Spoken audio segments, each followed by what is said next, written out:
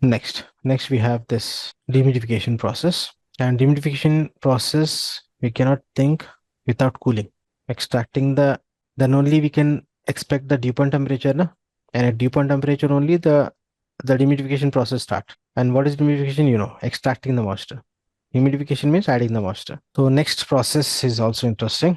You see, dehumidification process exactly is dehumidification with the reheat coil. How exactly? I'll show you. You see, most dehumidification process use the combination of cooling and then reheating. This is not in all the cases, but this is also one case.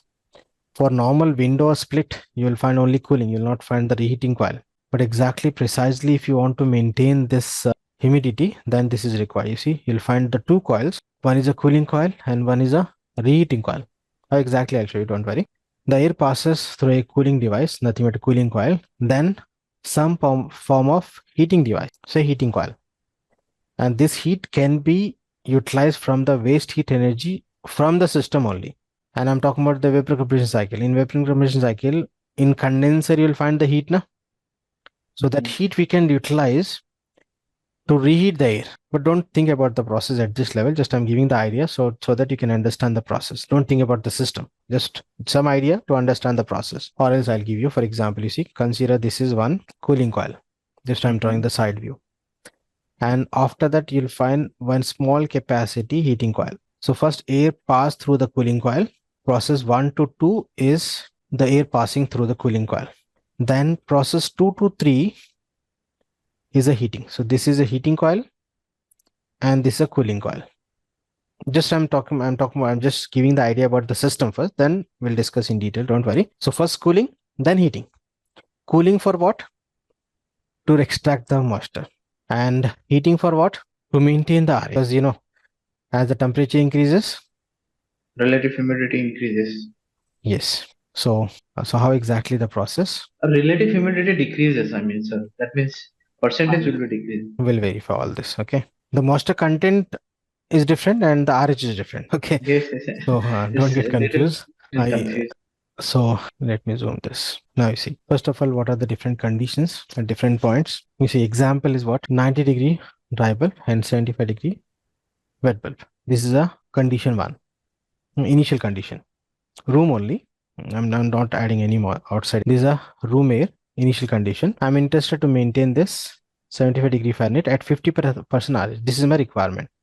Okay, so this is the present condition and these are required condition. So now at point 1, how we got this point 1? By this 90 and 75. 90 you can verify here and 75 line, you see this is 75. So this we can consider 70. So this is the intersection point. So this is point 1. Okay, this is point 1. Now point 2, somewhere here, 50, sorry, my mistake. Point 2 is here. This is point 2, 75% RH, sorry, 75%, 75-degree Fahrenheit. This is 75-degree Fahrenheit now. And you see 40 and 60 in between, if I draw the line, I'll get 50. So this point I can consider this condition for point 2. In between, I'm considering, say, A. 1 to A, then A to 2. So my requirement is at point 2. But that point 2 cannot be achieved directly with the cooling. So first what we'll do, we'll overcool the air so that we can extract more and more moisture. Means decreasing the humidity. After that, we are adding the heat, that is sensible heat, to increase the RH. Means to increase RH means to increase the holding capacity of moisture by the air. It not mean that we are adding the moisture. Okay, because for human comfort, you know, this example you can relate with the human comfort. For human comfort, 50% RH is comfortable condition. So now you see process at point 1. What are the condition? This is dry and humid air. Because at this point, the RH we can consider as 50%. You can check. You see, this is the same point now.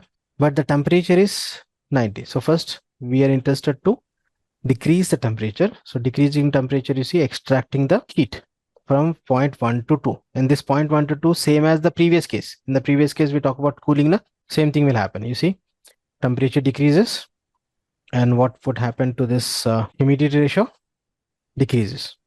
So you see, if you just draw the point, means vertically down, this is latent, then this is sensible. Same as the previous case. So humidity ratio decreases and the dry bulb temperature also decreases. right? Drival decrease. Then at point A, the condition of air is what? Saturated almost. You see, first this is point 1, this is point 2. Then let me add this point A. Point A, dry bulb temperature, you see, say 55 degree Fahrenheit. And what about RH? 1997, I think. We cannot say 100%, say 97. So this temperature, and you see, actually we are looking for 75. Then why we are reducing to 55? To extract the moisture for more condensation. So that's the reason we overcool the air. We overcool the air so that the temperature of that coil should be less than equal to the dew point temperature of the air, so that the condensation can be happen on the coil. Okay, so that's the reason we overcool the air. So at point 1, the air is overcooled, and for what? To reduce, to extract the moisture. And you see, at this point, the moisture, or let me write this, W1 condition means humidity ratio at W1 is 106.6 grains per pound, 100, 120. So if you check, you'll get 106. W2 is what? This is 64.6 grains per pound. Nothing but this one, slightly more than 60, no? 64. So to reduce this, this moisture, this humidity ratio, we overcool the air. Okay, but the comfortable condition, we must, whatever the temperature we're maintaining for human comfort, at that temperature, RH should be in between 30 to 60. In this example, say 50. So to achieve this 50% RH, what we'll do with the second coil, you see, 1 to A is what? Cooling coil. This is for cooling coil. A to 2 is what? Heating coil. Reheating coil. So we used to call reheat coil, because reheat, na, first cooling, then heating, so we can call reheat. So this coil is called reheat coil. In actual practice, we are not calling the heating coil, we used to call reheat process or reheat coil. So by using a very little small capacity, what capacity also we'll talk about enthalpy in here. So compared to the cooling coil, the capacity of reheat coil is very less. By using that separate heating coil, and the heating coil can be a separate heater from the electrical supply, means electrical heater, resistance heater, or it can be waste heat energy from the condenser or from the building. We have this option. So adding the heat, and which heat? Only sensible. You see, 8 to 2 is what? You can see from 8 to 2 means what? Drivable temperature increases, na? Drivable temperature will increase by adding the heat only. Okay, so at point 2, you will get the desirable conditions. At point 2, the condition is what? 75 degree Fahrenheit. This temperature, you see, this temperature. And we are increasing the temperature for what? For two reasons. First reason, to maintain the required temperature. Second, to maintain the RH. Because as you increase the temperature, the holding capacity of the moisture increases. So RH decreases, na? Right? Decreases, so you see at yes. point, the RH we can consider as 50%. So this process is called dehumidification with reheat. And dehumidification means with the cooling only. Okay. Got this online? Yes. Now we'll talk about this enthalpy. See, here 1 to A, this enthalpy, this delta H for what? For cooling, na? Or I can say 1 to A, this is 15.5 BTU per pound. Means if you want to get the condition from 1 to A, this much of extraction of heat is required. And which heat? Sensible as well as latent. Okay, up to this state point sensible, then remaining sensible plus latent. Then point 8 to 2.